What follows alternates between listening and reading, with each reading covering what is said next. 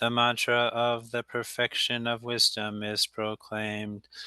Tayata gate gate paragate parasamgate bodhisoha. Tayata gate gate paragate parasamgate bodhisoha. Tayata gate gate paragate parasamgate bodhisoha.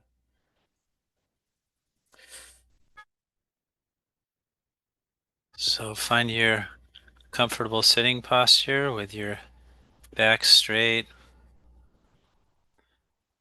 and your feet on the floor.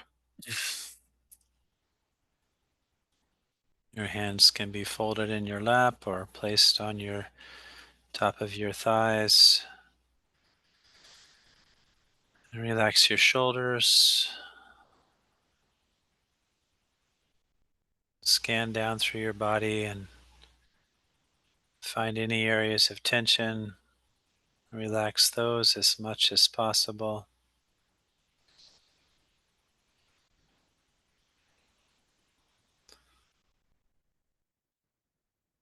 And just bring your breathing into focus. Notice the rise and fall of the breath.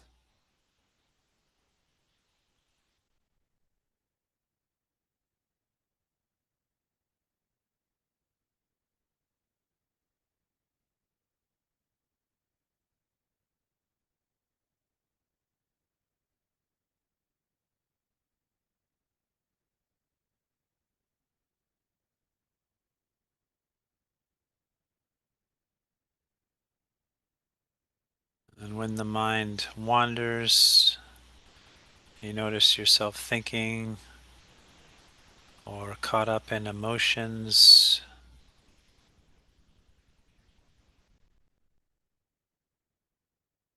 or if you notice any aspects of your meditation, obstacles such as sluggishness or excitement,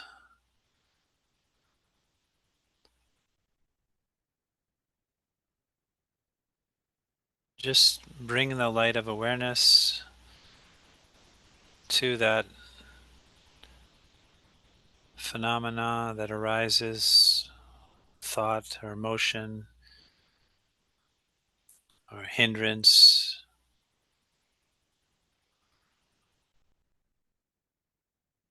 Just notice that it arises and it passes away. Doesn't contain any lasting essence, substantiality.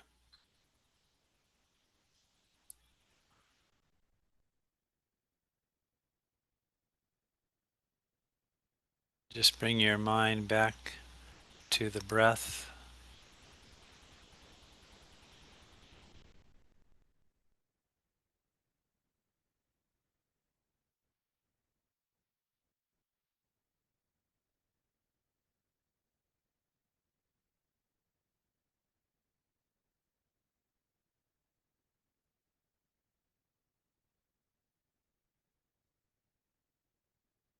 Allow your mind to feel compassion towards all beings, including yourself.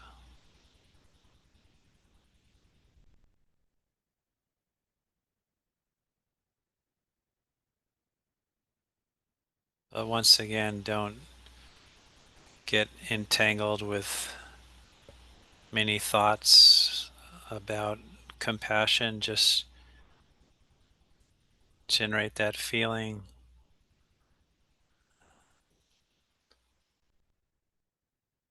And again, come back and calm your mind using the breath.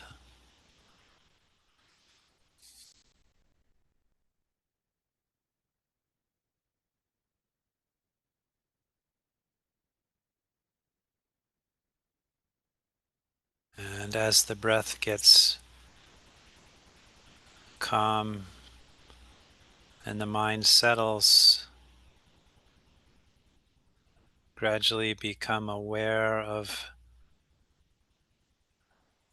the conventional nature of the mind, which simply allows objects to appear clearly. You can become aware of this simple noticing aspect of the mind.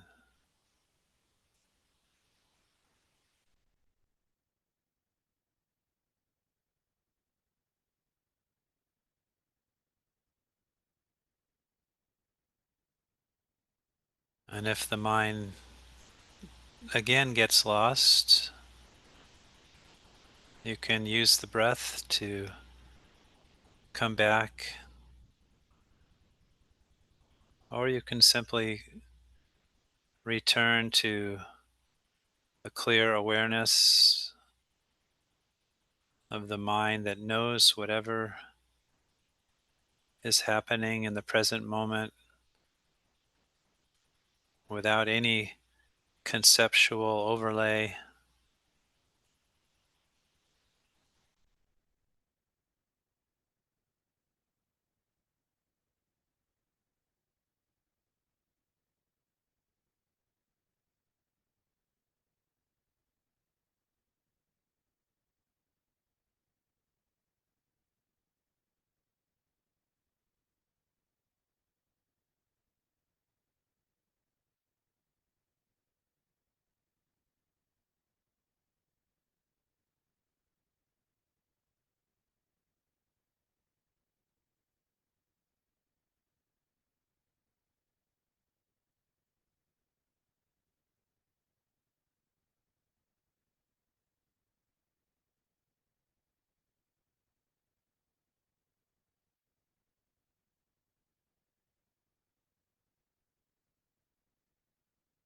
Not trying to make anything in particular happen, but simply resting in the basic nature of the mind that can observe phenomena arising and passing away.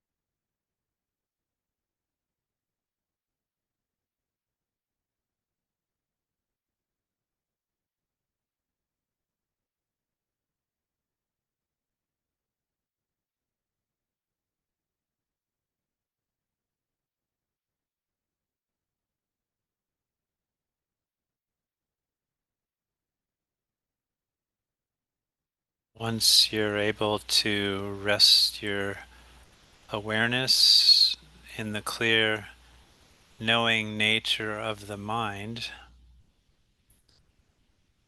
then try to very gently do investigation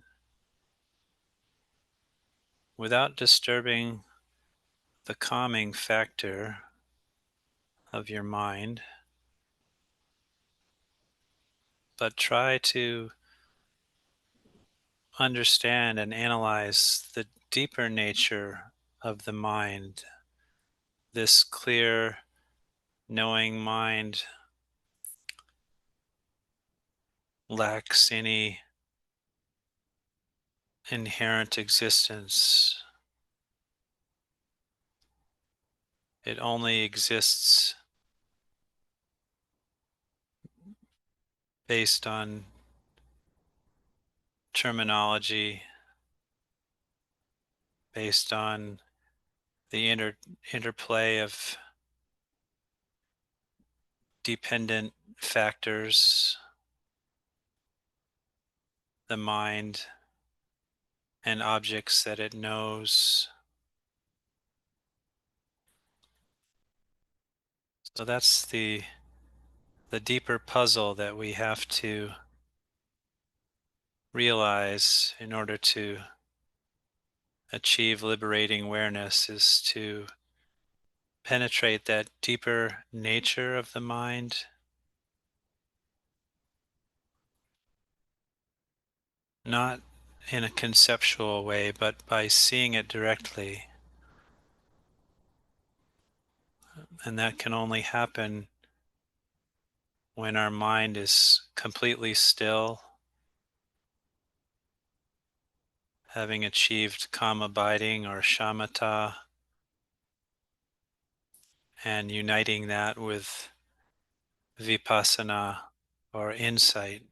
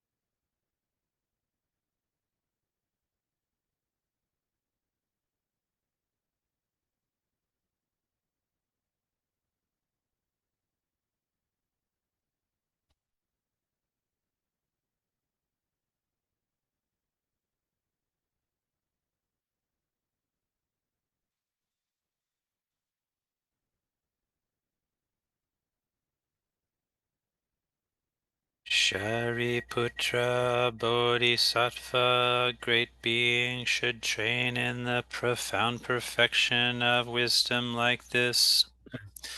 Then the Blessed One arose from that concentration and said to Superior Avalokiteshvara, the Bodhisattva, the great being, that he had spoken well. Good, good, O child of the lineage, it is like that. Since it is like that, just as you have revealed, the profound perfection of wisdom should be practiced in that way, and the Tathagatas will also rejoice. When the Blessed One had said this, Venerable Shariputra, Superior Avalokiteshvara, the Bodhisattva, the great being, and that entire assembly of disciples, as well as the worldly beings, gods, humans, demigods, and spirits, were delighted and highly praised what had been spoken by the Blessed One. So Don and I both did this Mahamudra retreat recently, and it really relates to mindfulness, the teachings on mindfulness, which we're going through right now in the class. Are you a little familiar with mindfulness? You know, the four foundations, and in particular, this in November we're working on mindfulness of the mind, which when I first kind of read through the teachings on mindfulness, I thought to myself, mindfulness of mind, well, that's kind of like Mahamudra, like mindfulness of the nature of the mind. But actually, in the Satipatthana Sutra, you know, the Pali teachings on mindfulness of mind, the third foundation, it's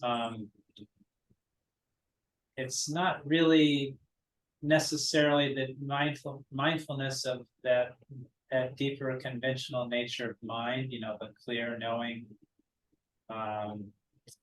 aspect of the mind, but it's one of my teachers described it as more like, what's the flavor of your mind? What's the mood of your mind? You know, are you angry? Are you do you have a lot of desire? And what are the other ones? Do you have a lot of doubt, worry, anxiety? You know, these are kind of different flavors we have in the mind.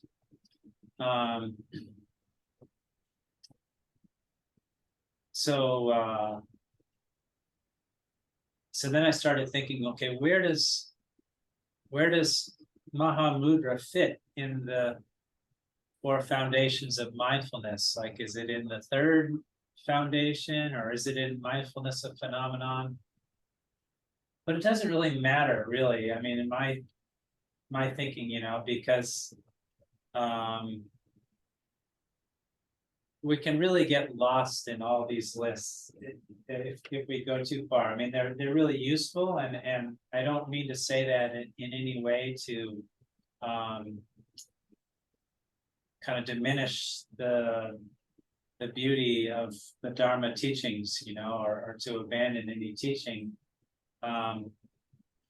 But you know, we have to be skillful in how we apply the teachings, how we do our meditation, and certainly if we're trying to develop calm abiding, you know, that really calm mind, and vipassana, which is insight, you know, I mean, those are the two basic ingredients we need in order to develop insight into the nature of reality, which is the beginning of purifying all of our karma. Once we can, you know, develop insight and start to purify negative karma and no longer, you know, act out negative karma, you know, because we have a degree of wisdom, basically.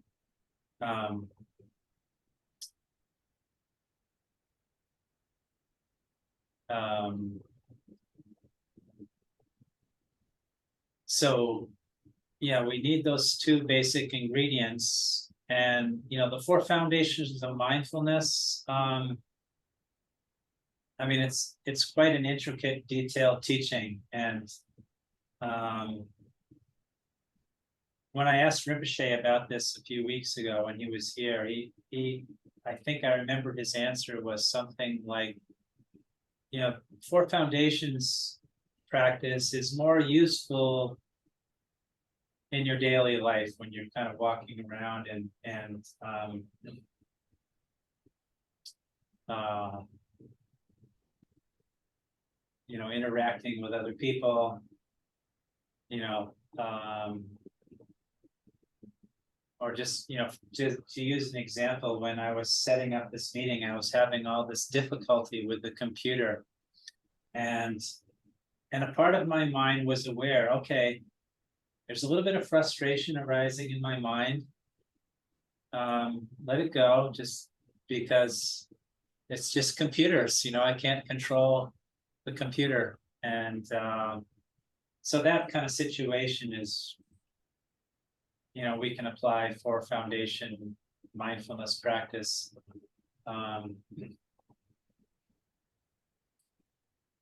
What else do I want to say about this?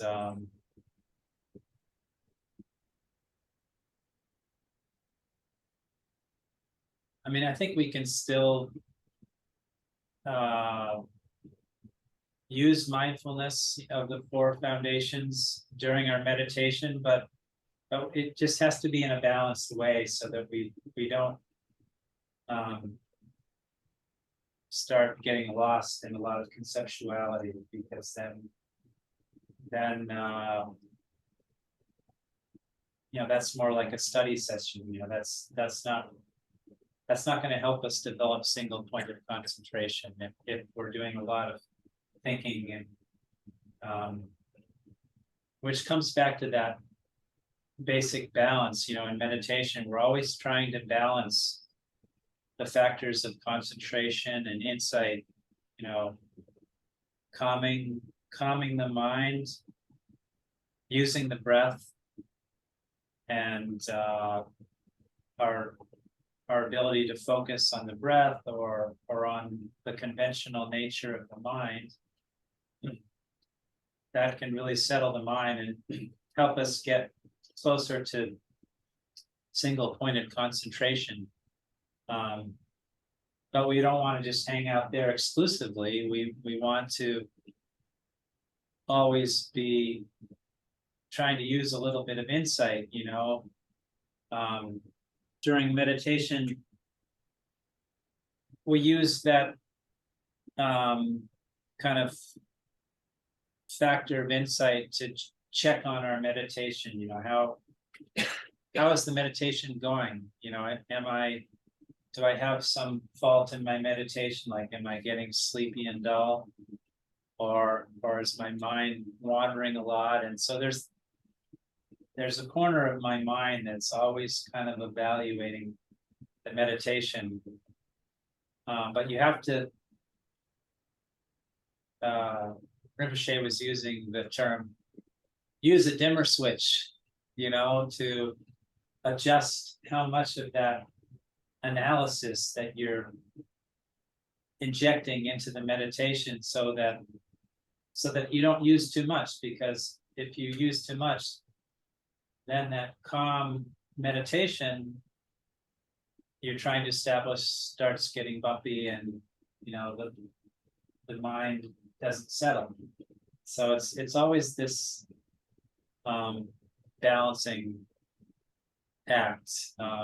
But the four foundations of mindfulness are mindfulness of the body, of which the breath is sort of the most significant aspect of that. Mindfulness of feeling, positive feeling, negative feeling, and neutral feeling. Mindfulness of the mind, which, as I was saying, is that sort of feeling tone. And then mindfulness of phenomena, which are any objects of mind other than the mind itself. Um, so lots of lists. And so the four seals, which we started out this year-long course, you remember what they are? No. All, all I, compounded, all compounded phenomena yeah, the fossil, yeah. are Impermanent, the impermanent, compound impermanent, and then yeah, suffering, empty, and nirvana is peace. yeah. So it's I mean, I don't think of them as one teaching is higher or lower than the other. They're all just kind of different ways of looking at this samsaric puzzle that no, it's not a puzzle, it's more like a maze, and we're in the center of the maze, and we're trying to find our way out of the maze, something like that, you know, and these are all clues that are useful, and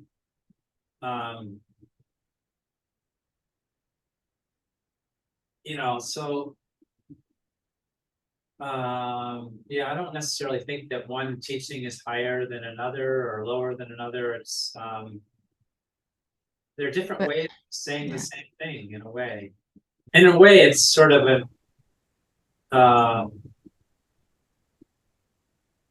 don't know. Sometimes yeah, it's just I don't think it's essential to get too caught up in the number, you know, like, okay, this is number one, this is number two, this is number three. Like mind and mind objects, well, that could kind of be one category because mind can know itself, you know, it's, I mean, it's kind of an interesting thing to look at and try to question. So, I mean, I'm going to pose a question to both of you to that I found really useful to look at.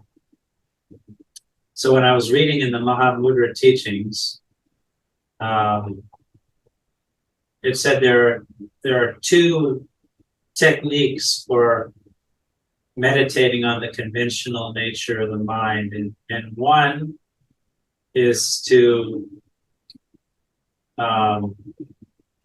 you know, phenomena are arising each moment. So you're sitting in meditation and say you're observing the breath, or you know, maybe you're just observing the clarity of the mind. It's part of the puzzle, creating the right conditions, creating the right causes for our practice to flourish. And it's complicated living in modern life. You know, we live in the world. We have, I know, Lon and I have families. I don't know if you have. I have a daughter and young Okay, yeah. So, and you have a dog, and you know, there's responsibilities and bills to pay and computers to deal with and choices to make and so all these factors of modern life take up memory power in our mind, you know, and occupy us and can feed into our disturbing attitudes. We can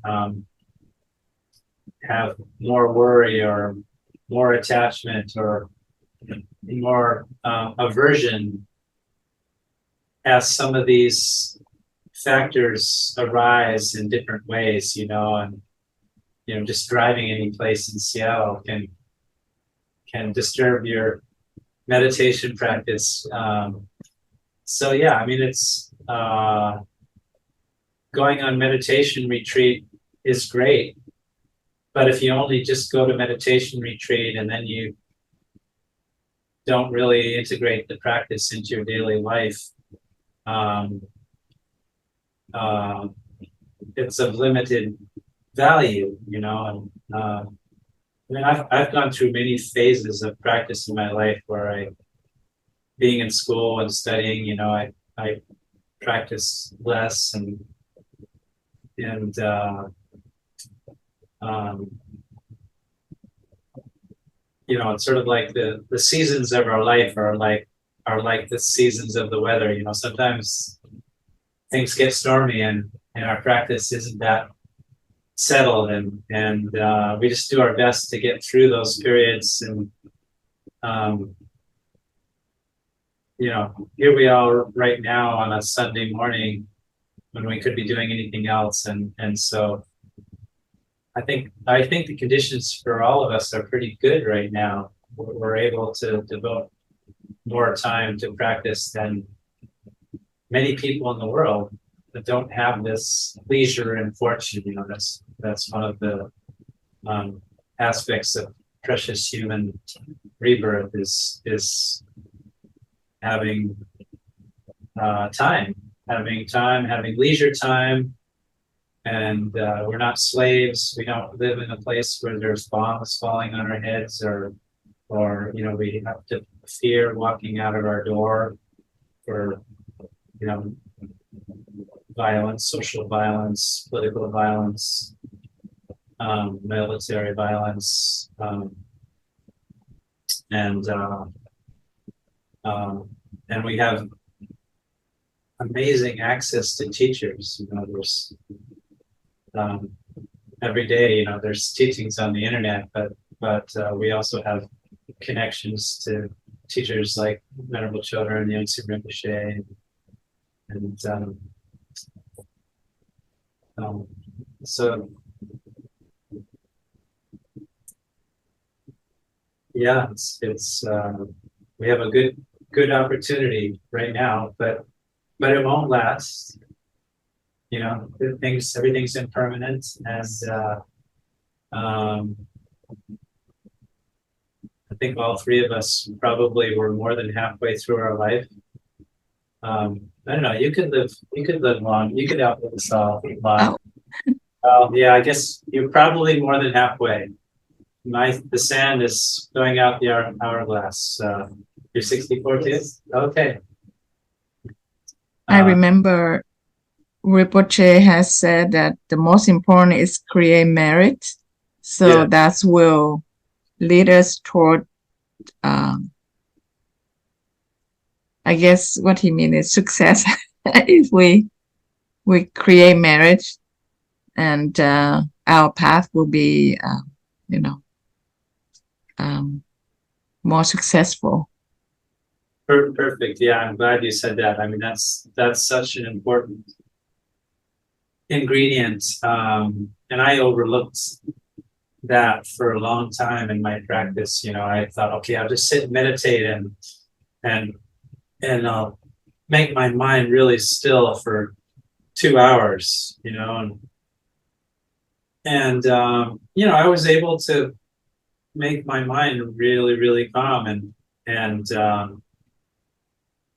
it can be kind of addicting too, just to sit in meditation and you know, when you have a young, healthy body. And when I was 36 or something and meditating, it felt very different than it does when I'm 64.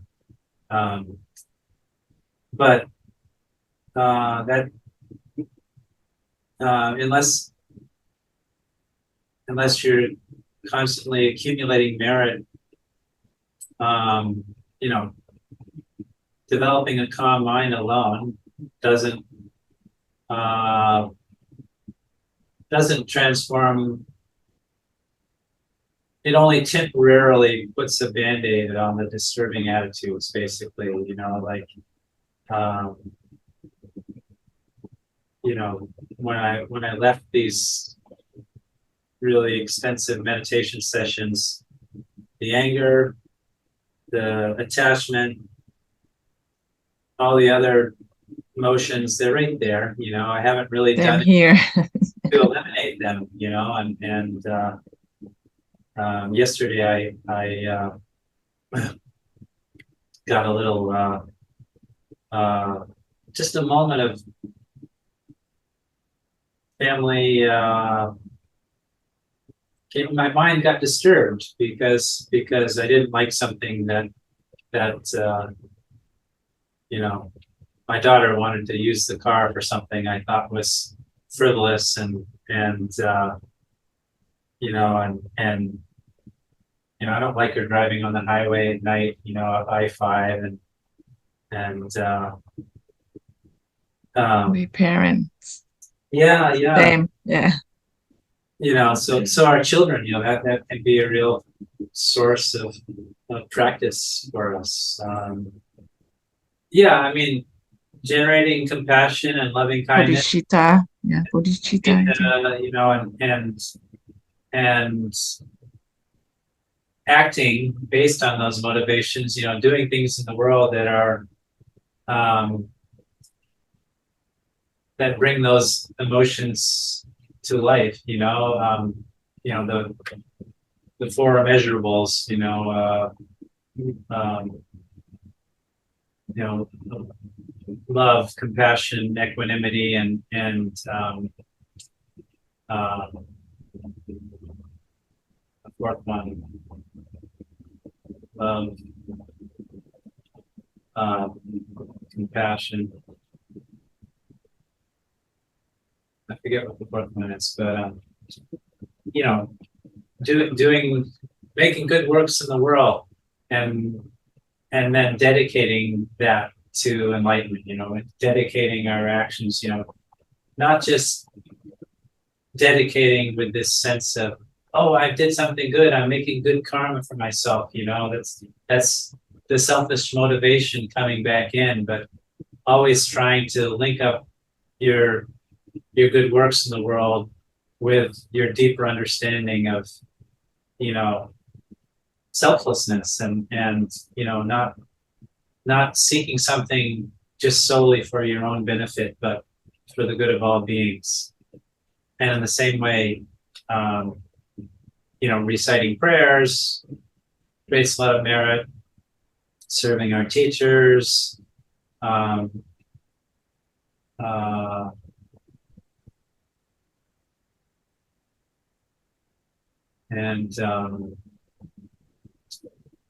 Prostration. prostration. Yeah.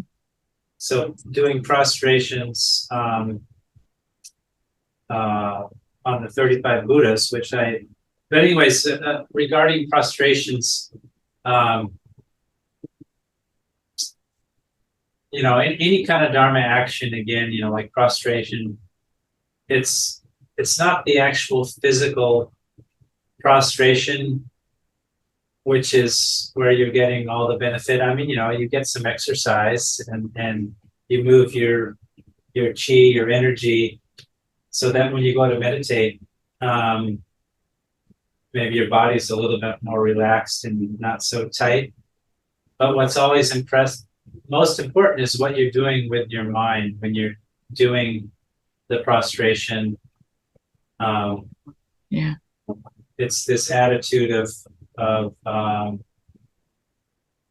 humility, seeking the blessings of the Buddhas. It's not going through life thinking, oh, I know everything, but it's like we're lowering ourselves, not in sort of a Western sort of a beating ourselves up, low self-esteem kind of a way, but in an acknowledgement of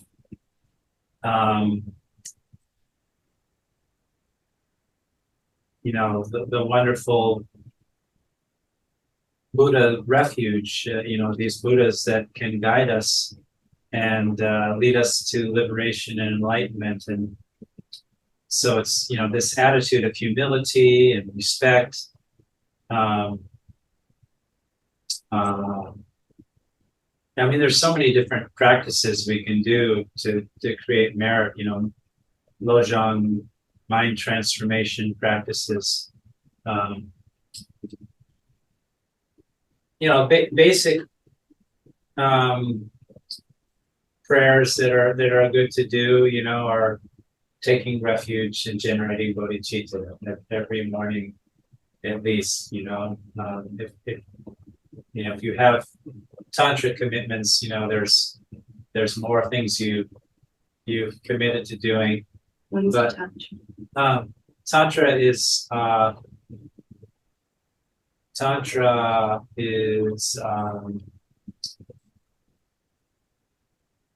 basically, so there's Sutra and Tantra. Sutra is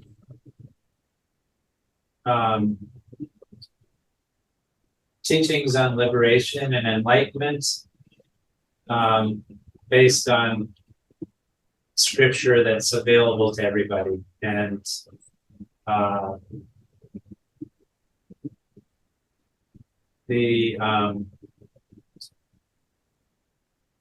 and Tantra is based on sutra, you know, so the tantric teachings contain all the sutra teachings, you know, that it's founded on the sutra teachings of like the Four Noble Truths and, you know, 12 links of dependent arising.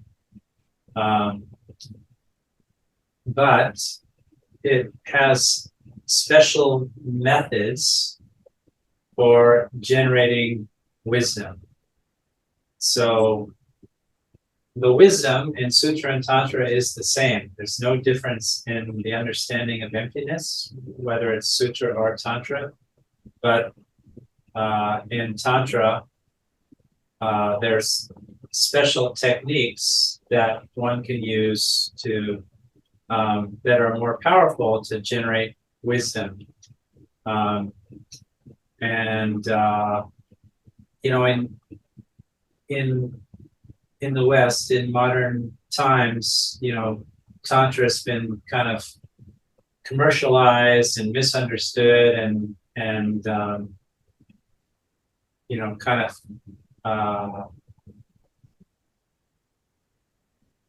co-opted by consumer society, you know, in this sort of mentality of like, oh, I want to do Tantra, but people don't really understand what Tantra is. And so I won't say too much more about it other than it's important to build a really solid foundation of Buddhist practice before you embark on tantric practice. And the basic prerequisites are you have to have renunciation, which is a firm determination of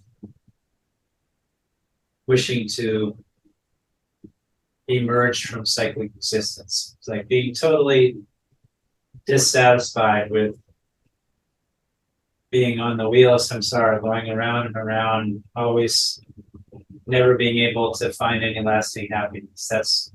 That's called the determination to be free. And Tibetan word is Jung Ki Sen, the mind of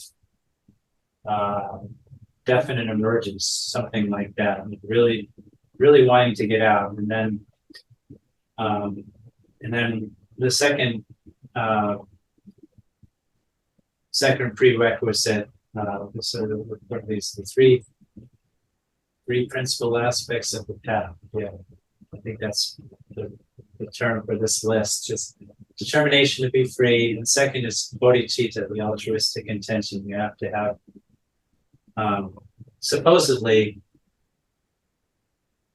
bodhicitta has to be part of your mental continuum at all times. So you always have this attitude of wanting to be fully enlightened, not just for your own benefit, but so that you can be of highest benefit to all others. And then the third is wisdom, having a really a correct understanding of the basic teachings on wisdom. We should understand most of the Lam Rim, the Lam Rim gradual path to enlightenment, you know, which has the three scopes and